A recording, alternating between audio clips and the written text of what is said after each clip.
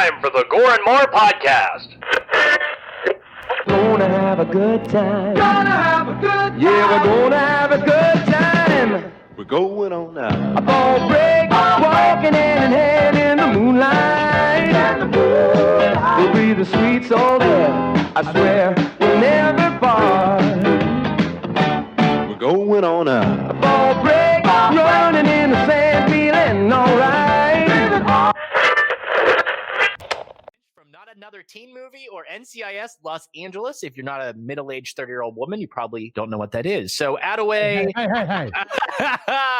Okay, I'm just gonna call this guy AAA. Make things easier on myself. AAA. AAA. Well, and I'm like, yeah, I can't. As Derek Jameson, also you might have seen him in Thor: The Dark World, Suicide Squad, or Game of Thrones. Paul Bronstein as Griggs, or as we know him as Jigsaw. Is that really Jigsaw? No, he was in Jigsaw. Yeah. Oh, he was in Jigsaw. Tron Epson Syme as Edvard Valna. Wow, really fucking Norwegian. Kim Bubbs as Juliet. Jorgen Langhill as Lars. Jan Gunnar Rose as Olive.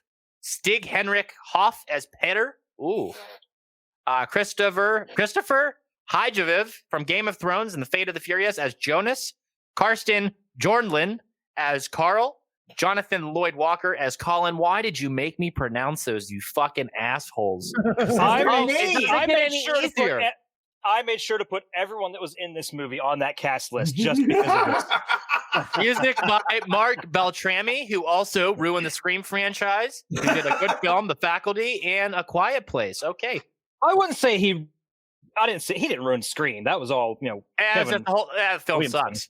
2 or 3 ain't bad. Scream sucks. I wouldn't say he ruined it. His music's pretty good.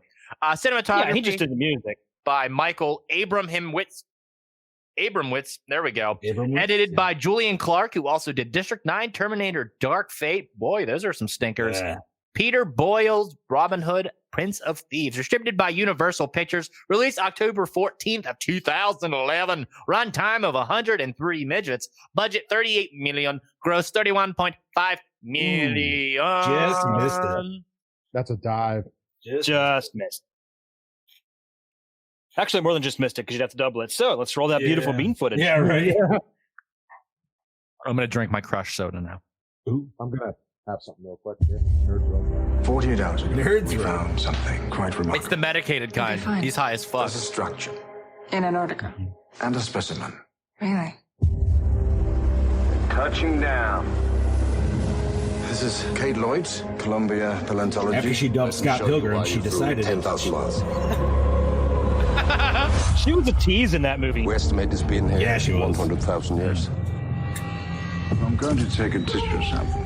Do you really think that's a good idea? Yes, I do. You, my friends, will all be immortalized as the people who made this discovery.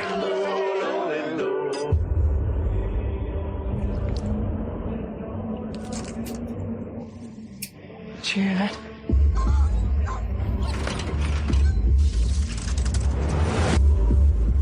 Shout out to Bobby for eating Nerd's Rope really far away from the mic to save us all. I can see him in the studio lobby really fucking swerving Something's out of the way. attacked, but it seems everyone is fine. Either someone miraculously healed themselves, or someone is not. Sarah says Crush is almost as good as a nice cold sweat. Schweppes, huh? What was it doing to him? It's imitating his cells. I think this thing copies its prey and then hides inside it. What are you saying? Not all of us are human. Could be any of us.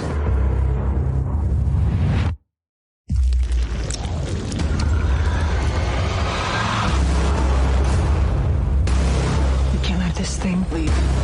If it makes it out of here, millions of people could die.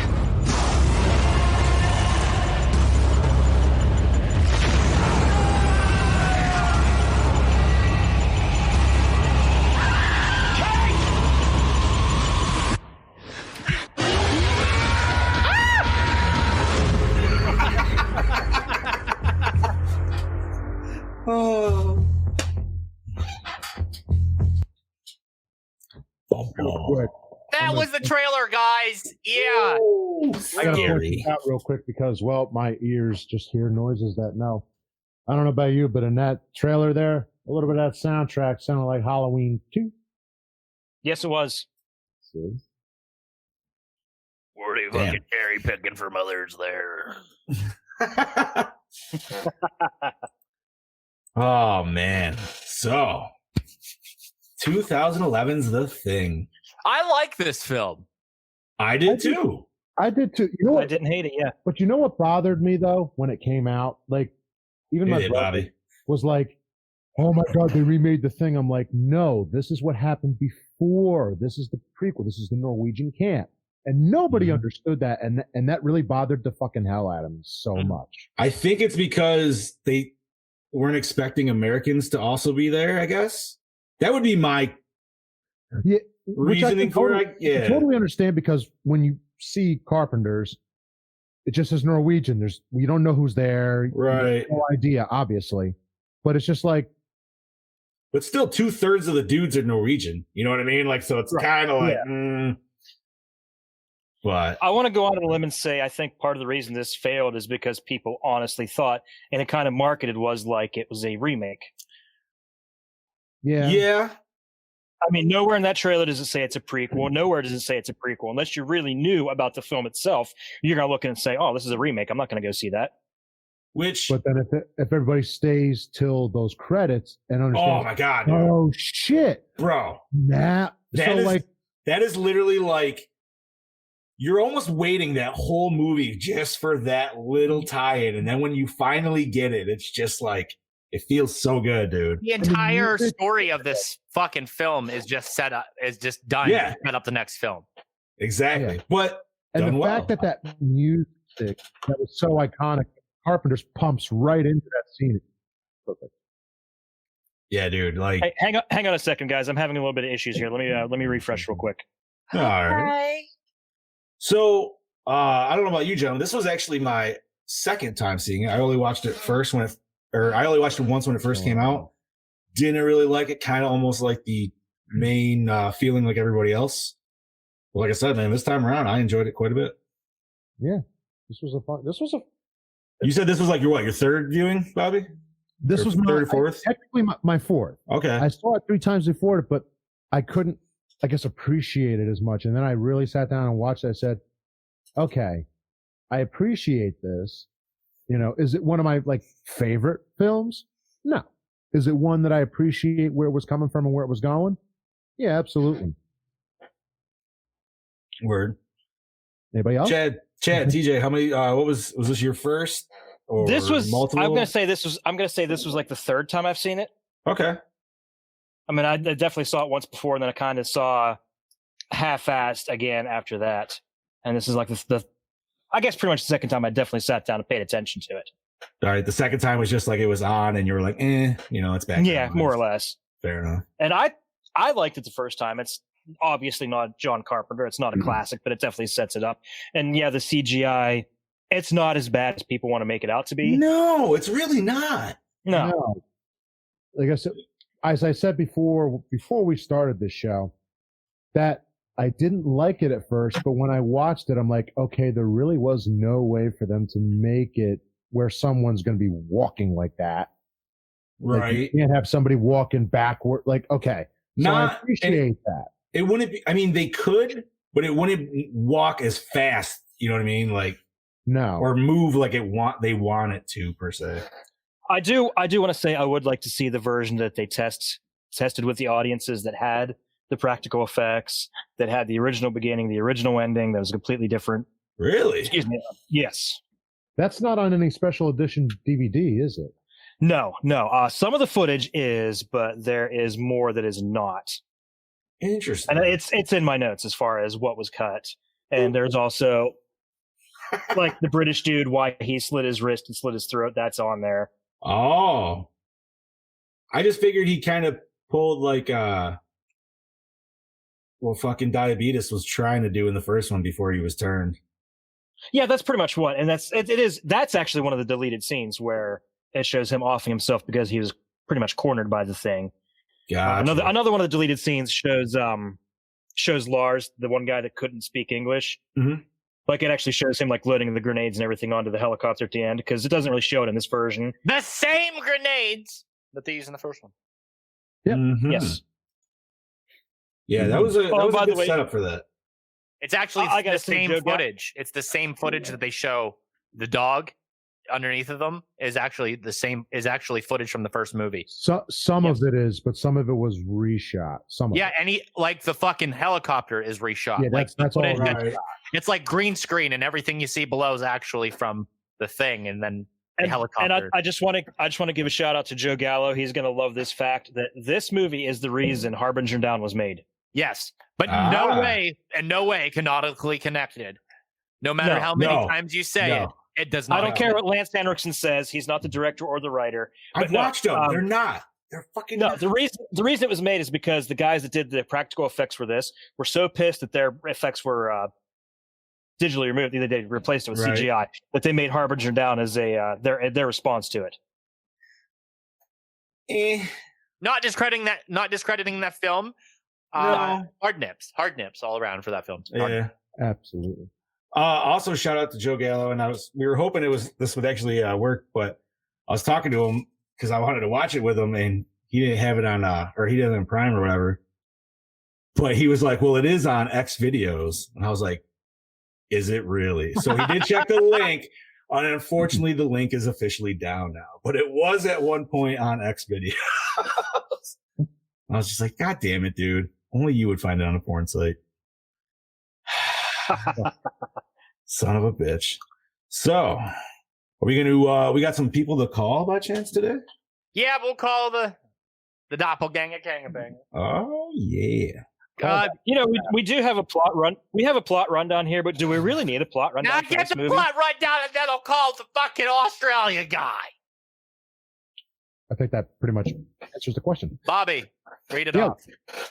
Okay. By the way, guys, I just want to put out TJ's internet looks like it's crapping out again. No, I'm full green, baby. No, he's full green. I'm good. Oh, here. now it is. It was down. It was down like all the way down to the orange. Oh shit. All right, we ready? May I Yeah. read? Yeah. Antarctica, an extraordinary continent of awesome beauty. It is also the home of an isolated outpost where discovery, full of scientific possibility, becomes a mission of survival when an alien is unearthed by a crew of international scientists. The shape-shifting creature accidentally unleashed at this marooned colony has the ability to turn itself into a perfect replica of any living being. Almost perfect, technically. It can look just like you or me, but inside it remains inhuman. In the thriller The Thing, paranoia spreads like an epidemic among a group of researchers that are infected one by a mystery from another planet. How do I pronounce that? Paleontologist. Paleontologist Kate Lloyd has traveled to the desolate region for the expedition of her lifetime, joining our Norwegian scientific team that has stumbled across an extraterrestrial ship buried in the ice. She discovers an organism that seems to have died in the crash eons ago, but it is about to wake up.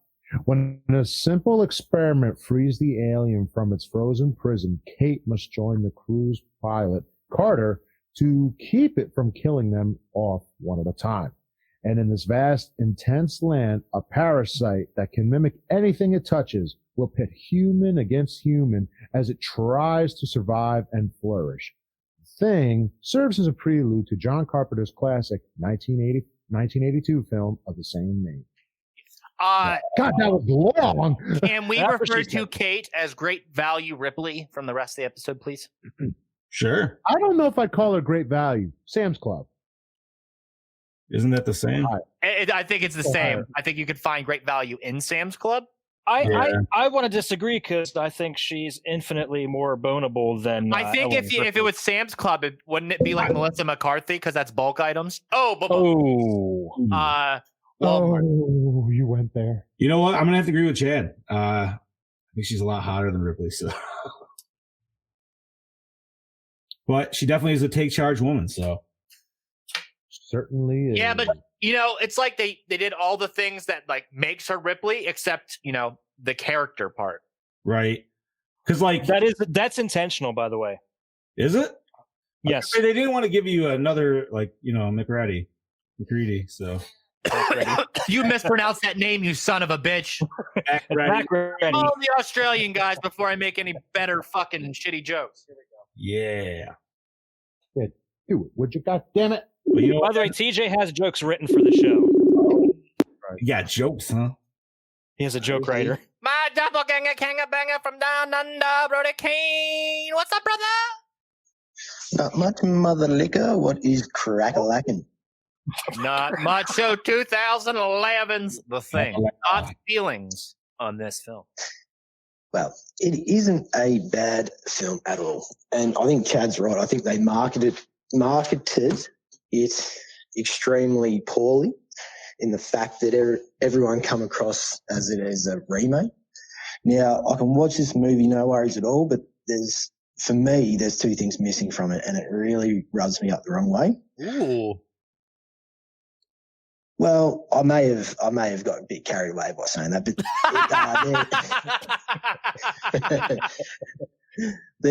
to me, there's no build-up of tension. Okay. Like for each monster, I don't know, like just the reveal of each monster.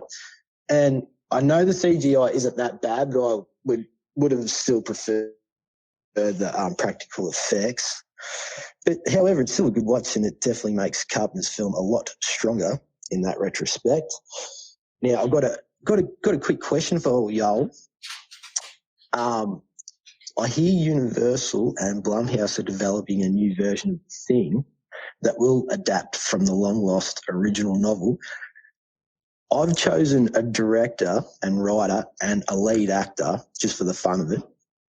And I'm really keen to hear your guys' thoughts on who you would choose. So I've chosen as my lead actor Wyatt Russell, just a blonde version of Mac, which is Kurt's son, obviously, and director and writer would be Panos Cosmatos, director of Mandy.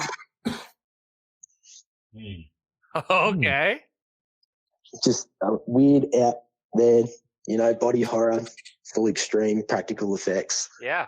I'm really keen to hear your guys throughout the show. Don't have to answer now. Okay. Just have a think. Mate. Yeah. That one.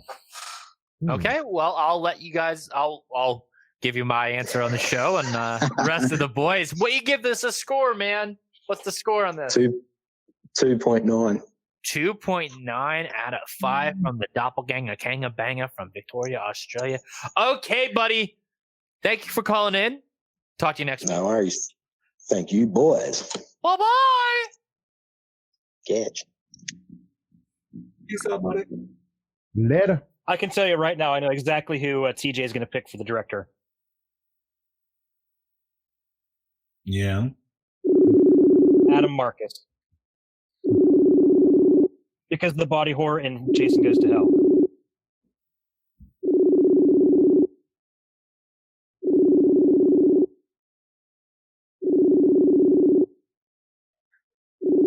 Scuba Steve might be a bust. Uh-oh. Answer your shit. Damn. Oh no, we don't have a score. Oh, man. You got anybody else in the bag? Holy shit, Bobby. I never saw your phone case before. That's awesome. What about Joe? I just got it. Was it last week? My girlfriend ordered for me, and Very nice, dude. Nice. John, That's awesome. Gallo's seen this, right? Oh, Gallo's definitely seen it, dude. He loves it. Oh, here comes the Harbinger Down discussion.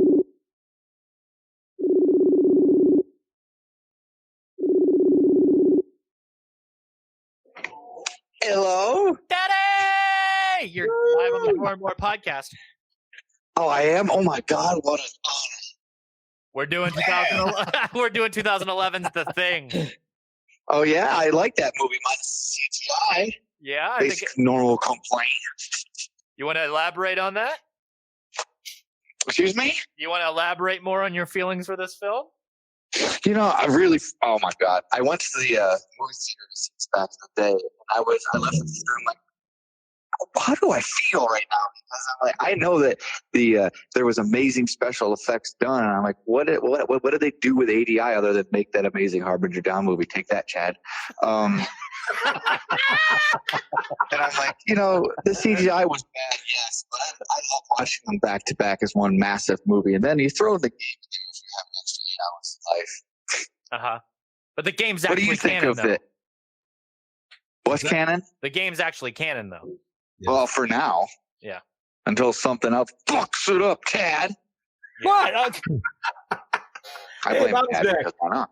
I don't know what the fuck happened. Now. I personally like the film. I think it's pretty decent for what it is. I mean, if you do not compare it to the first one, I think it stands alone, and I think it's a decent companion piece. Oh, definitely. But I still like watching them back to back because it's just. Yeah, they flow really well into each other, kind of like Rogue One into A New Hope. Mm-hmm. Yeah. Okay, what would you give it a score, brother? Out of 10 or 5? 5. 5. Out of 5, I give that shit a 4.5 because CGI. Hot take. Wow. Well, it's just because I'm a sucker for the thing. It's one of my favorites, and I just love. I've always wanted to see what happened at that camp, and they showed me. They just, they ruined it. Okay. We should have got Adam Marcus' special effects team on it. There we go. Maybe next time we'll get K and B. Oh, yeah, them. I forgot it was them. There you go. Okay, man. Well, until next time. Talk to you later. Love you. Bye. Love you. Bye. Later, Joe. Later, Joe. Okay, Steve got his phone now, so we'll call him back. God damn it, Steve. Fucking shit up. I'll be doing this when Chad's gone. TJ motherfucking Bowser. Stop, Steve! Hey, What up, fellas? are you going to be available next week? Yes, of course. You want to fill in for Chad? I will fill in for Chad. Okay, what's the film next week? Trick or treat. Trick or treats for next week. Yo, down I can't for wait to that. fucking watch that again. Okay, so enough about trick or treat. More on this week. 2011's The Thing. Thoughts and feelings. Okay, so I was one of those, when it first came out, that was like, what, how are they remaking this? Mm-hmm. Didn't understand at first, because they like you guys said, they really didn't advertise that it wasn't, or that it was a sequel. So I thought it was a remake. So watching, I was like, what is this? But as the years have gone by, I like it. It's a good, solid film. It's a great prequel. I don't know that I'd give it a 4.5, but it's a good flick to, watch back to back with The Thing. Yes. So, I do enjoy it. I would give it maybe a 3.5, 4. Okay. So yeah. But it's a good movie. For those of y'all that haven't watched it yet, I suggest you watch it. It's a pretty good flick. Awesome. So, before we let you go, you handsome son of a bitch, do you want to update any of the listeners on your stuff? So, Somewhat Paranormal. I have been doing a bunch of paranormal investigations myself. I threw together a team. We are called Dark Side Paranormal Society, and we've been going on tons of ghost hunts here locally in Texas. So I'm going to throw some of our stuff in there also, because a lot of the stuff that I talk about, or that I will be talking about, are, local legends and stuff here that are in Texas. And I did follow up because I'm going to talk about a lot of my own personal experiences in the show. So what I did for one of my investigations is I went to the place where everything started, the old apartment where I first started seeing stuff. And I did an investigation on the old apartment that I used to live at. I got some pretty cool footage from there. Did get some pretty cool EVPs. So all of that will be in the podcast. So if you guys like paranormal stuff, all things paranormal, this is going to be the podcast for you. Okay, awesome. So, okay, Steve. Well, I guess we'll see you next week for your guest spot, brother. Yes, sir. All right, fellas, y'all keep killing it, man. See you later. Thank you. Later, buddy. Bye. Okay, on with the show, you filthy scoundrels. What's up? Okay, guys. Oh, so shall we discuss this a little bit further? Because there's a couple points I forgot to make that I wanted to. Yeah, handsome son of a bitch.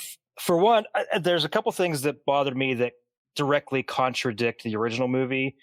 It seemed to me that The Thing copies people way too fast. And also, It's very stupid. And it was stated in the original that it rips through your clothes when it takes you over. Both of which were completely ignored in this one. Mm-hmm.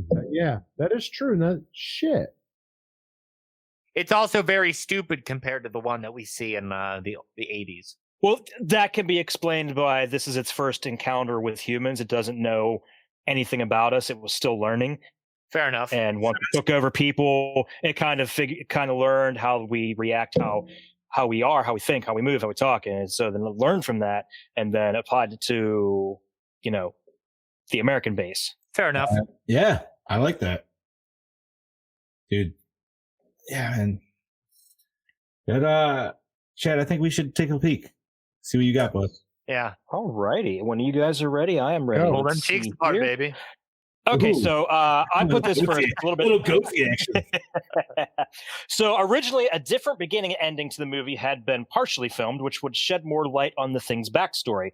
The prologue would have shown how the alien pilot purposely crashed the ship on Earth and then committed suicide. Later, an alien that was in the process of becoming a thing would exit the ship in order to kill itself by freezing. At the end, as Kate enters the ship, she finds the interior littered with dead aliens, either dismembered, burnt, or in a state of transformation. In the central area, she sees the last alien pilot hanging with its throat slit. According to the director, the implication was that the alien race piloting the ship was collecting other alien specimens. One such specimen was the Thing, which had broken out of its confinement pod, leading to a massacre among the aliens and other specimens, similar to what happened at the Norwegian base. The Sander Thing, having taken the form of the pilot, suddenly attacks Kate, but she holds it back by threatening to use a grenade and blow them both up. Then Carter enters and uses the flamethrower on the pilot Thing to fool Kate into believing that he's human. After early screenings, the studio didn't think the pilot Thing was scary enough, and the climax was becoming too complicated, with Kate trying to stop the Thing as well as discovering the Thing's backstory at the same time. So the backstory was omitted, a new CGI Sanders Thing was inserted at the last minute, and a Tetris-like animation was added to the scene where Kate enters. Where Kate enters the central area to hide the dead alien pilot. So basically, the whole big Tetris-y thing was put there just to hide a dead alien body. Jesus.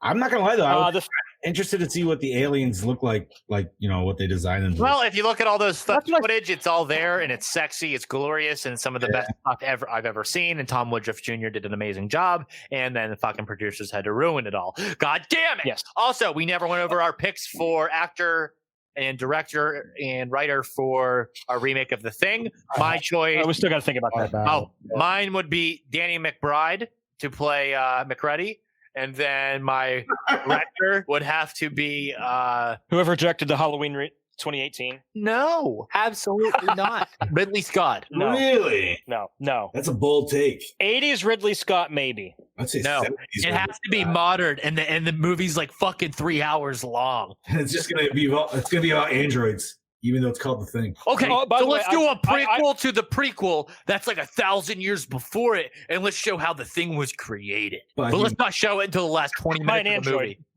By an android that was made by humans. Yes. Filmmakers used Kurt Russell's height as an estimate as to how big the sets would have to be to faithfully recreate the Norwegian camp, as no blueprints existed for the John Carpenter movie.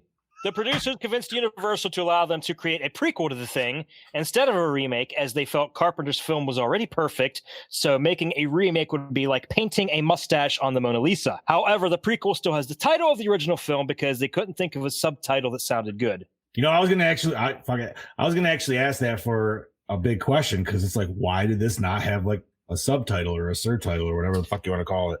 Like, why not just something? You know what I mean? Anything would have better than just The Thing. Right, dude. Like, or just, anything. Like The Thing, like. Okay, so an enormous number of screenshots from the first movie were kept on set while filming at all times in order to ensure the Norwegian station would be rebuilt to the smallest details. See, that's the thing that so many people missed, is how faithfully recreated that whole set is. Right, like especially if you watched the original. Even down to giving a reason as to why the fire axe was in the door. Oh, you're right. Holy shit, I didn't even think about that. You didn't even notice that. No, I was just, holy fuck, dude, you are totally. Yep. In order to not try to compete with Kurt Russell's portrayal of R.J. McReady, the character of Kate Lloyd was designed to have traits in common with the character Ellen Ripley from the Alien series. Huh, what do you know?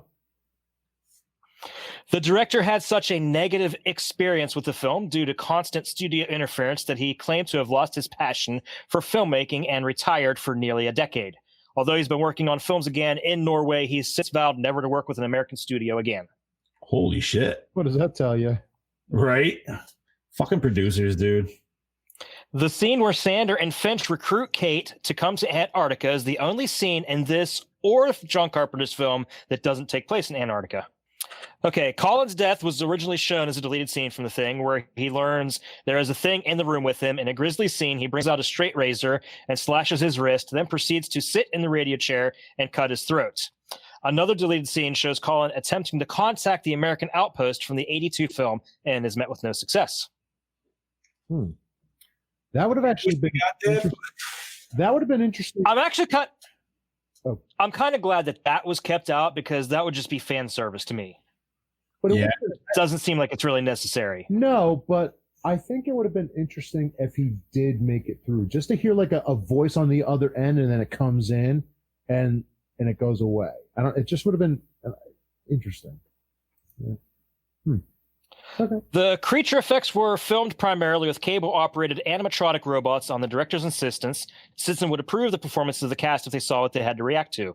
CGI images were planned to be added as elements to the animatronics, such as tentacles, if it couldn't be done convincingly. However, after the initial test screenings, the studio ordered the replacement of most animatronic scenes by full CGI models.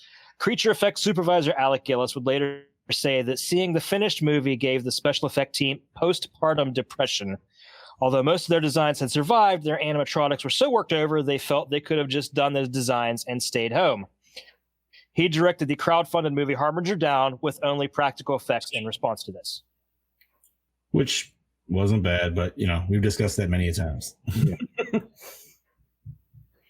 It is unknown if the form of the original Thing is its true form or just one from another planet as it assimilated before arriving on Earth.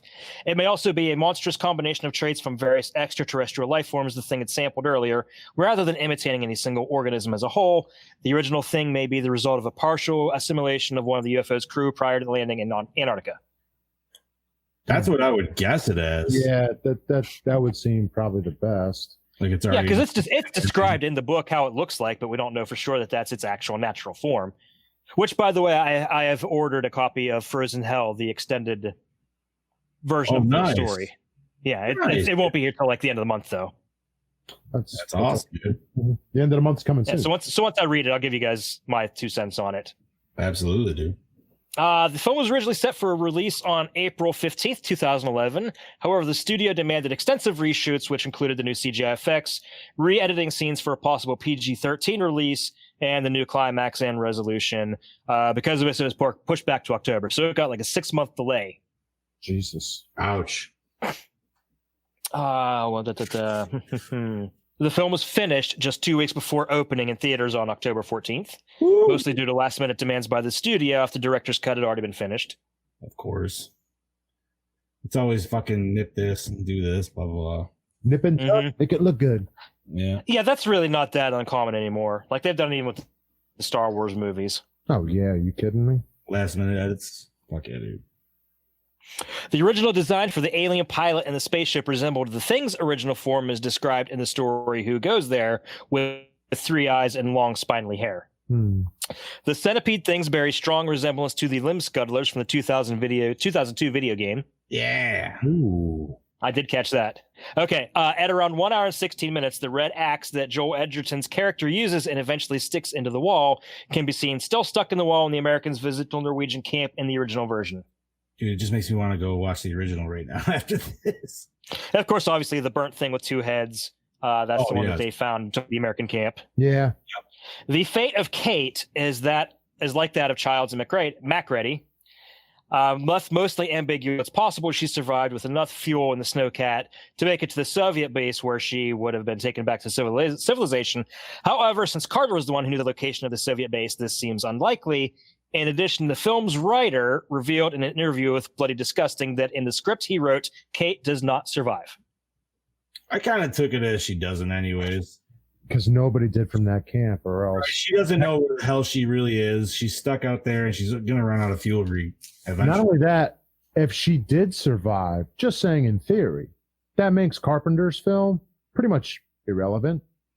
Not exactly. Well, no, Because you could almost have she another could- tie-in after the fact. She could potentially, and this is just me, had enough fuel to make it to the American camp, but seeing as how I don't know the top speed of those things, but by the time she got there, it could have been after the events of the original movie, which would explain how McCready survived and he was in the video game.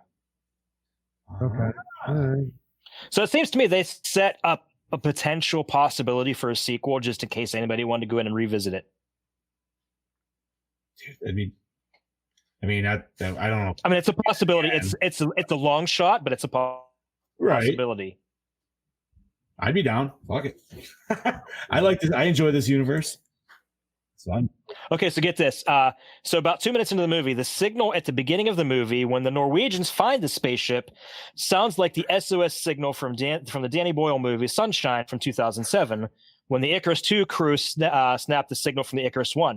This is because both signals are based on actual sounds received from space, the origin of which are still unknown. nice. That's a cool little tidbit.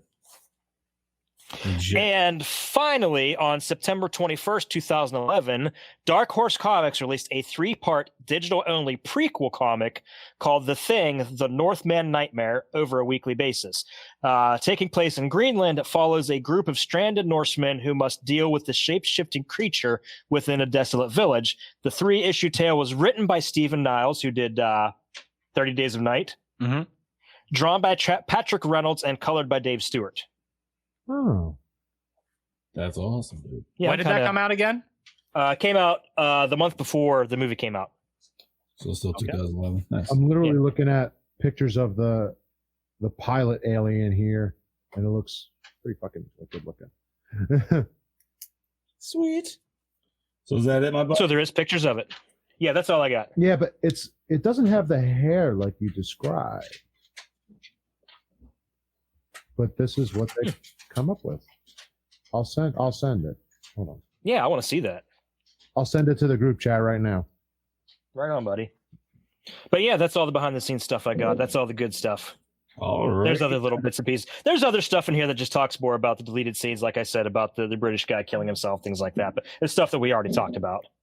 That just got shoved in there twice, just a little bit more in detail. All righty. So you guys ready for some big questions, I guess? Oh, shit. That's pretty gnarly looking. I like that. That is looking, isn't it? So I already kind of brought up the one about why this didn't have a surtitle or a subtitle, because obviously that would have helped differentiate. Can't even talk. It just helped us all know that it wasn't a remake, at least. Some continuation, whether prequel or sequel or all that good shit. So I guess my first question is, how do you guys feel that, or how do you guys think that the 3 guys in the beginning got out of that situation when they were stuck in the ravine? I was wondering that too. I mean, obviously they were there on the mission. So The title card saves them. that's all it is, right? Saved by the title card. Change scene. Watch. I mean, I guess there's a couple different possibilities. Maybe they were gone long enough that somebody went out to look for them. Maybe somebody was already on their way out there too, or maybe they actually could radio back to the base. I was thinking Because there was a radio on board. Well, I was thinking worst case if they like rappelled down, because I mean, obviously, yeah, they were up there. Let's just say if they could rappel down, maybe they found that cave entrance that they all went into to go check it out for the first time. Or maybe the rest of the group was there. Yeah, but they could already see the ship. No, I know, but I'm saying like they would rappel down to the ship and then.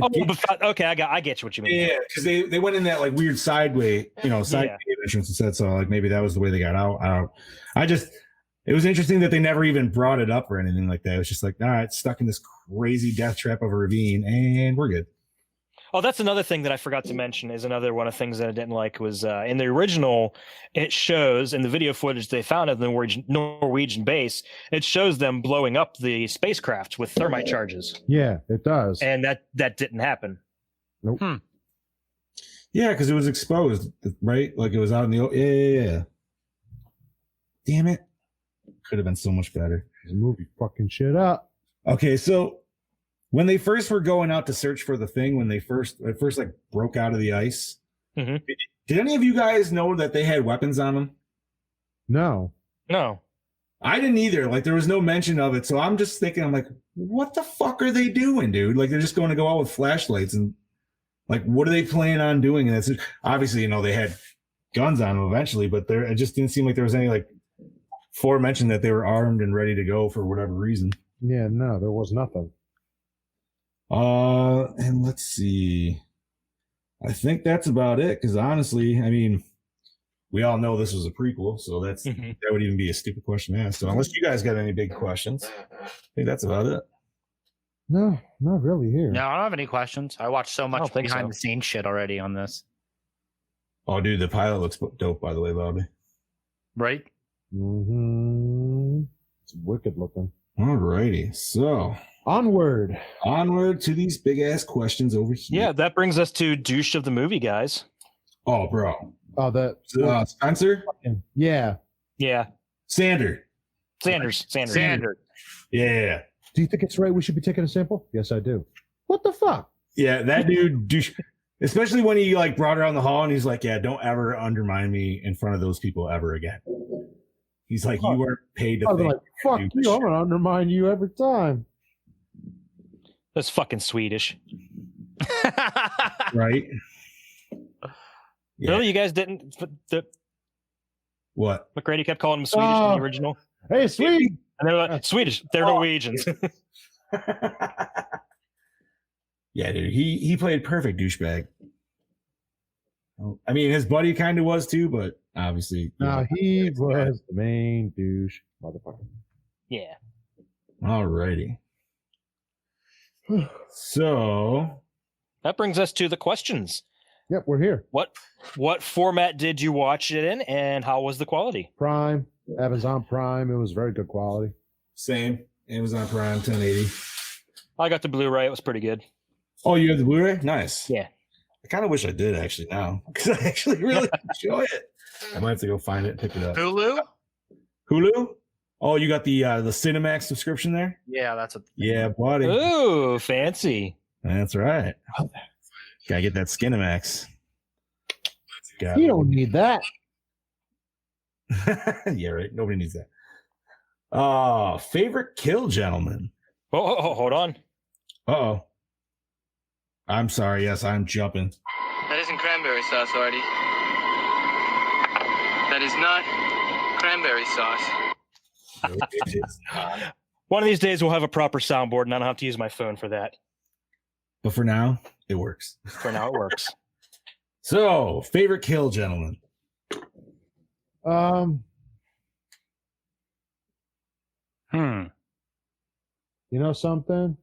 The face morph, the one that we saw dead in the first one, that I saw how it came to fruition. I really liked that. Oh, like how he just like fucking stuck himself on the side and just started like absorbing. Started morphing into Yeah, it. that was pretty fucked up, dude, honestly. So that one right there. Getting digested by your face.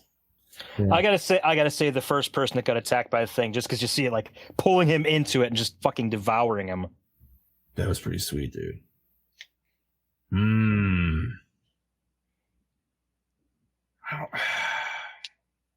That was pretty good too. I don't know. That's a tough one. I kind of honestly like. I don't know if it would count as a. No, when that girl turns, and then like the dude just like runs down the hall, and so obviously they gotta like just burn that whole fucking pile. Oh yeah. Like that was probably. I think that scene was actually probably the worst scene. Well, I don't know. Maybe the end boss was pretty. He was a little shiny too, but the original end boss was better from what they had planned, from what I heard. I love how you guys are calling it end boss like it's a fucking video game. It is a video game. Dude, tell me that's not a fucking end boss, dude. It's an end boss. This is Resident Evil, some version of 7, dude. Like, yeah, that's no, man, it's full out. TJ, what do you got, bud? For best kill? Yes. I really like the helicopter sequence. I feel like that would be a lot cooler if they used the original prosthetics they had for that thing. But like, I really like the 2-headed like face merge thing. Yeah, it kind of just like melts his face in and just drags him off. Like, I think that considers him dying right there, right? Yeah. Oh, yeah. Well, he's dead at that point. Yeah. Okay. Well, then that's my favorite kill. Nice. All right. So, That gentlemen, brings us to best scene. yes. For me, I already know hands down. It's the when they first pull out, when the first guy dies, and then they're actually doing the autopsy. I enjoy that whole scene. Yeah. They're actually going through and they see their buddy like getting absorbed and shit like that. It just kind of shows how much more like, was it Spencer again or whatever? I can't fucking, Sanders, sorry. But like how he just doesn't give a shit, dude. Like, granted, he's a scientist, obviously, but he literally doesn't give two flying fucks that dude. They just watched that dude die like 2 seconds before. Yeah. You know, I will actually agree with Johnny on that one because I always love those exposition scenes, especially with a movie like this, because there's so much you want to know, but they give you only just a little bit. And you actually had some practical effects in that scene. Obviously, like when he opened it up, the guy was more CGI and stuff, but yeah, you know, you had a little bit leading into it. I don't know. I kind of thought it was done better in the original, though. Oh, full out, dude. Because come on, you had Wilford Brimley. Oh yeah. Oh man. Every time I can always think of the heart scene, dude, and it still gets me because of the timing. Like, I'm always off on that shit. Heart, lungs, kidneys, liver. That's right. You know what I liked is she was essentially like almost McReady and Wilford Brimley in the same, but like they listened to Wilford Brimley where nobody listened to fucking her. This is true. It's very Well, a bunch of Norwegians, they're not going to fucking listen to some American woman. Come on. You're right. Oh, side note, here's a quick question. What do you think that the pilot meant when he was like, you don't want to stay with a bunch of Norwegians? Bukkake. Oh. Oh, shit. Norwegian bukkake. So it's like in a sauna. What? With towels. All right. But then you got to run outside and do it really fast in the cold. Oh shit! I still got to think of best scene, huh? Yeah, come on. I gotta say where the girl turns into the thing, because if you look at the expression on her face, she honestly looked just as surprised as the rest of them. Huh?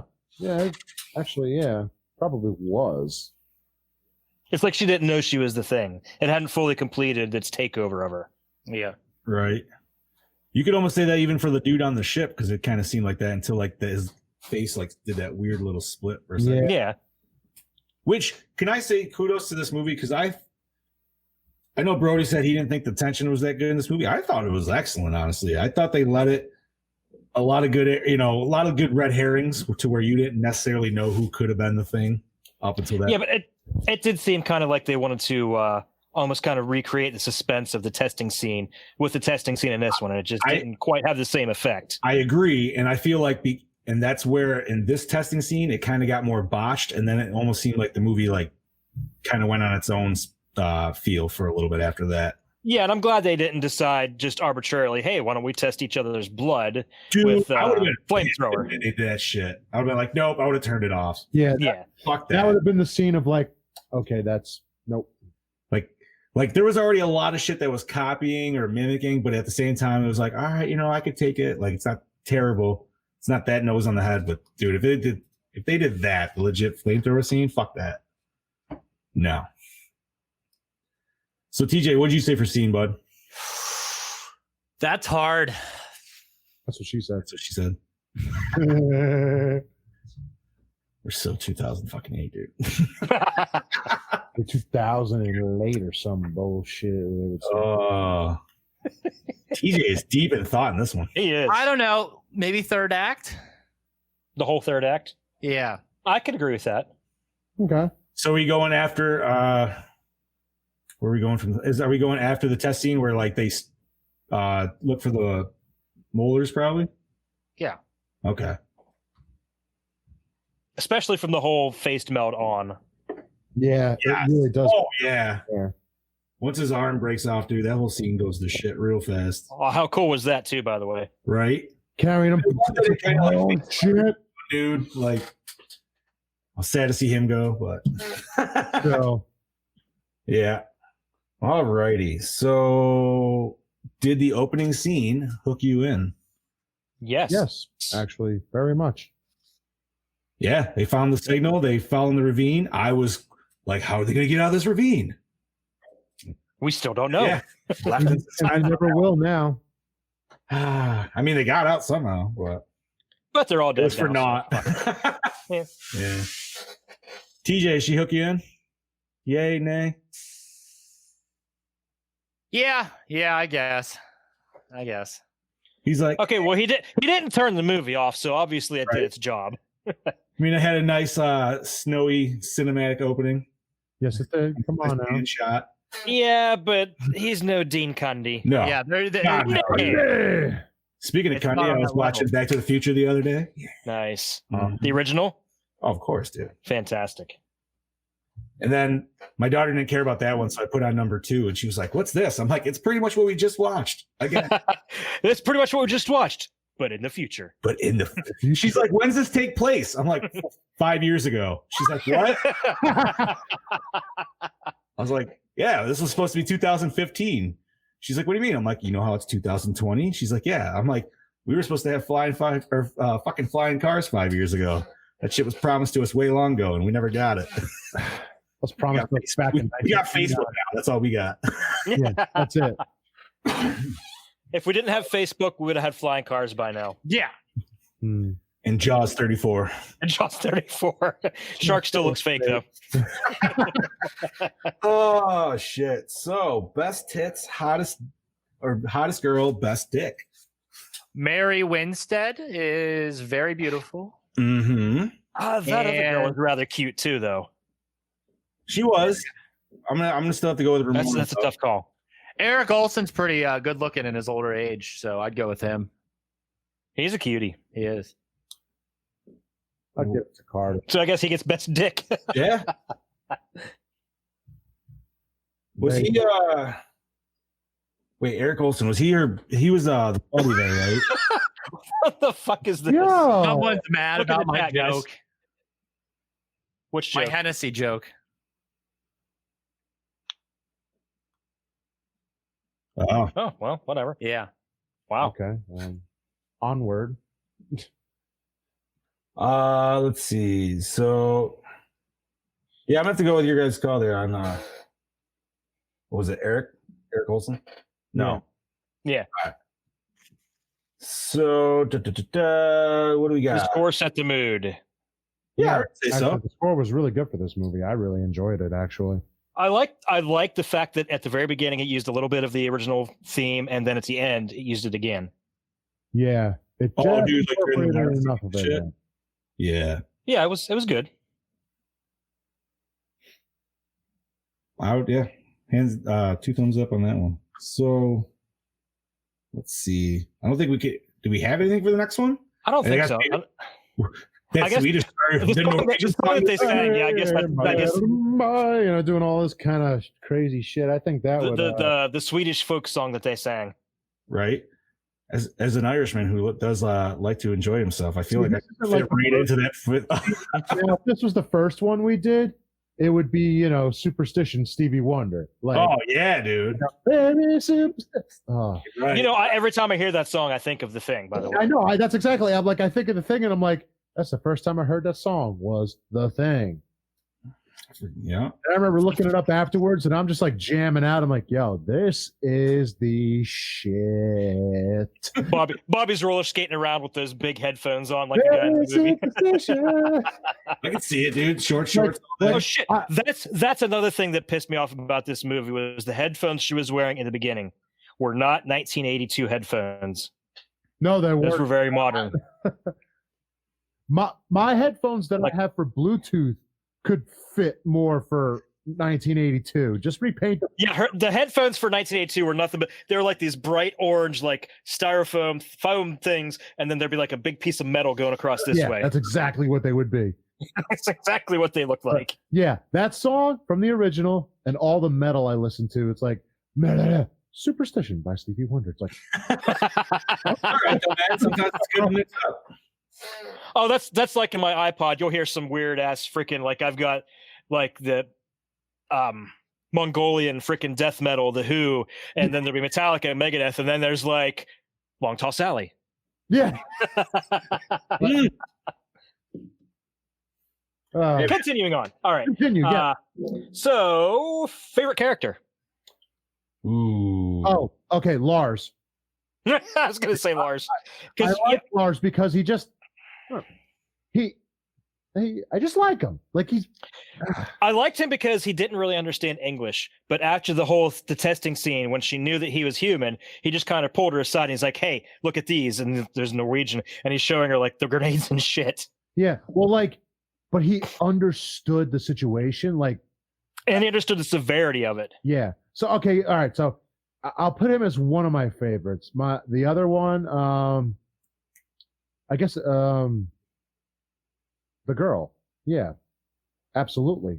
Now I can't remember her fucking name. Who's that, buddy? The main Mary Elizabeth Winstead. Yeah, that's whatever. Kate. Her name was Kate. So her and Lars. Yeah, I'm gonna have to say Lars for my favorite dude. Just because. Yeah, I'm going with Lars. Just Lars and the helicopter pilot dude. For favorite character one there. Yeah. Yeah. TG, what's yours? Adam. Oh, okay. That was the buddy there? Okay, yeah.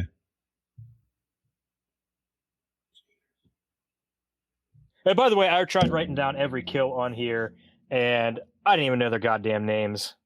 Right? Just like Norwegian guy number 1. Yeah, that's like I had a couple of them like, I don't even know their names. Fuck it, I quit. Right, like I remember Peter, or Peter, whatever, just because he had the flamethrower the most. But although he died in a kind of a shitty way, though, with that he did. off. He really did die of a very shitty death. Everybody get the character? Yes. Yeah. I think so. Was it scary? I bet you in 2011 it was. Okay, I'm going to tell you why I will say yes, it's a little bit scary. The scene where right before the thing breaks out of the ice, and the guy yelled "boo," that actually made me jump. And then when the thing broke out of the ice seconds later, that made my dog jump. Yeah. The thing breaks out of the ice, my dog jumps and turns around and just gives me this nasty ass look, blaming me for it. I mean, obviously being a very desensitized person, but I will say yes, it was, because, I mean, even if you saw the 1982 version, which is, the granddaddy, this movie still had a lot to prove for this alien, and it really put it at a fast pace. So you really still had no idea what to expect. Like you just said, when the alien fucking flew out of its own ice cave, like, I didn't know it could move that fast. Like, nobody, because you'll never see it. So I would still say, yeah, it definitely was pretty scary. Not for me, but for someone else who's going to go in there not knowing, I would say yes. All right. Does it hold up today? I would say so. Yeah, I don't think the CGI holds up, but I think the film itself does. Yeah, I will agree with that. Well, people didn't think the CGI for 2011 was even very good, so yeah. So, but the movie itself, yes, I would definitely say it holds up for sure. Yeah. It's not the best, but it's also not the worst. Yeah, exactly. That's the way you got to look at it. So, acting, good or bad? The acting was pretty good. I think it was on par, and like they did their job. Yeah, it's kind of hard to judge the Norwegian actors or whatever they, for the most part, were, because I guess they were all right, but it's kind of hard to judge because I've never had much experience seeing Norwegian actors. So right, yeah. I know we saw that one guy go to Game of Thrones. Not that I really watched that, but I don't know. I thought it was good all around. Nobody seemed corny. Nobody seemed like they were hammering it. And it wasn't too over the top. No. They kept them pretty neutral, but they also made them pretty hectic when the time was right. So yeah. Okay, Tim Maddox is asking in the chat if what we thought about The Thing. Do we think the animatronics and puppets are still great? Is he talking about the original or the 2011 version? The original is amazing. Tim, if you're talking about the original, it's a perfect 5 movie for us. Yes. It's a 5 out of 5. So I would say because those effects, even when you go back and like try to dissect them, there wasn't too much of a, oh, you see it there, oh, you see it. No, they really lit that so well, that movie. Oh, it was brilliantly done. So the original, yeah, of course it still holds up. Could there be certain updates in little spots? Yes, but other than that, just leave it alone. I say updates in little spots like tangent. When that little head thing is on the ground and it goes away, I would say, because you could see the track underneath, take a hint of CGI Yeah. and just get rid of that track. Yeah, just clean that up a little bit. And make clean up like the movements of certain legs and certain other things. Just clean it up a little bit. That's it. Just a clean up, and that's it. So let's see. I mean, I like the panning shots over the thing for the cinematography. I will say that. Cinematography was decent for what it was. I mean, it's a monster movie. Yeah, it wasn't anything like phenomenal. Nothing too elaborate, but in the whole. Yeah, and Kunde is an impossible act to follow, so you can't top his work no matter how hard you try. Well, especially when a lot of it's green screen towards the end of it. So, unfortunately, yeah. But it still wasn't bad for what it was. No, it still looks nice.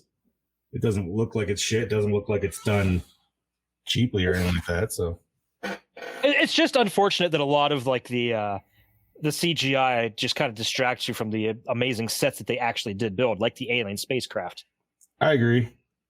Yeah, it's just because it's that early 2000. Well, first decade of 2000 CGI. You know what I mean? There's still just a weird glossiness to it that just. Yeah, funny. Hey, keep in mind though, they only had a few short months to work on it too. Like if you would have given them a year to do post production on the effects, right, we probably would have had a much better looking movie. Yeah, possible. Listen, man, I'm still not going to complain either way. I still I still enjoy what we got. Yeah, yeah, this is true. Yeah. Onward. All righty. So premise. Yeah, of course. I think we could agree it's a prequel to my favorite horror movie. Yeah, who can complain about that? Yeah, right. You really can't. Gave you some unanswered or answered some questions, hopefully, and maybe gave you some more. Yeah, it didn't give away too much. Correct. And it didn't ruin it like completely. It wasn't a complete rip off of it or anything like that. No, it wasn't. It was its own beast that did well in telling the story of the prequel. Just didn't do well in the box office. No. So that leads, gentlemen, to our triple R's: recycle, rewind, or remake. Rewind. I would have to agree, unless they could retouch it. Maybe redo the CGI I want to see. Yeah, I want to say remake, just because not a true remake. I want to see the original puppetry. Ooh, yes. I want to see the deleted scenes put back in. That's what I want to see. I want to see the original ending. Get like a director's take then. So for this movie, rewind, but retouch. Yes. All right. And that leads us to our rating, gentlemen. Now, what did we say? Brody was what, 2.8, and Gallo was at like 4.5? Yeah. Joe was way too generous. I will. I'm gonna give this a 2.5. Okay. You know something? Give me a 2.8 for this. I'll give it almost a 3. John? I'm gonna go with a 3.3. And Chad? I'm gonna give it a solid 3. Gore N More score of 2.9. I would.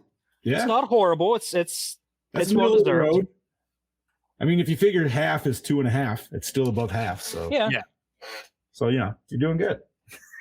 Much agreed. All righty. So, gentlemen, we got anything to discuss? I mean, we could talk about. We already kind of mentioned what we're going to be doing next week. Yeah. And that'll be what is that? 2009? No, I'm off on the date. No, it was earlier. I want to say 2006. Yeah. I think it was like 2006. Then it got released a year or two after. Okay, you might be correct on that. But yes, we'll be doing Trick or Treat. Awesome. And, we will be missing our lovely Dark Lord, but hopefully we'll get his take. Oh shit! I just realized that's my sister's birthday too. Oh shit! Well, happy birthday to Chad's Happy sister. birthday. Happy early birthday. Sweet. October 12th, your sister's birthday, huh? No, September 28th. Oh, okay. Well, I think that's all for this episode, guys. I would say yeah. Actually, yes. Okay, well, thank you guys for joining us on another episode of Gore and More podcast. This is your host with the motherfucking most, DJ Bowser, reminding you to head on over to projectlouder.net, your home for all things pop culture and so much more. And we got tons of other podcasts on there, so go over and check those out. So until next week, see you later, guys. This is your Dark Lord of Knowledge saying, thanks, guys. Saying, I'll see you fuckers in the. Ooh. This is Big Johnny D saying, see you later, Gordons. This is your Killing Machine, Bobby Moon, saying, I'll see you fucks next week. He got it.